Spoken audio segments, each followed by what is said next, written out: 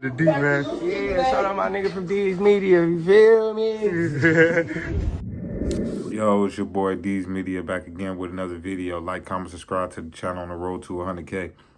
Today we're going to talk about Q50 speak on being a creative player and staying in Indiana for a point of time. Let's jump straight into it. Me being from Indiana. My grandma, which is who I treat like my mama, she moved to Indiana, so she basically raised. So I'm back and forth from Indiana to the right. Where I was at in Indiana, that ain't nothing but 30 minutes from Chicago. Yeah. So I'm back and forth from the right. Now, some days my biological mama will pick me up, take me back to the right. Some days I'll go to Granny crib and I got my own room to both. The only reason I'm in Indiana because I'm fake going to school. I was back and forth from the right. That's why I looked up for the we chose. This is what we grew up around. I want to be like my big brothers growing up. I don't understand what's the big deal. What's the big deal if he stayed in Indiana, if he stayed in Illinois, if he stayed in Michigan, Minnesota, Milwaukee, whatever? It's real dudes everywhere. So you can't sit here and say, oh, yeah, bro, you a creative player, bro, because you from Indiana, bro, and we from Chicago. Bro, that don't mean nothing, you know? One thing people got to remember is Indiana and Chicago is close. I would say less than a 45-minute to an hour drive would have you in the deep hearts of Indiana, and the same thing vice versa.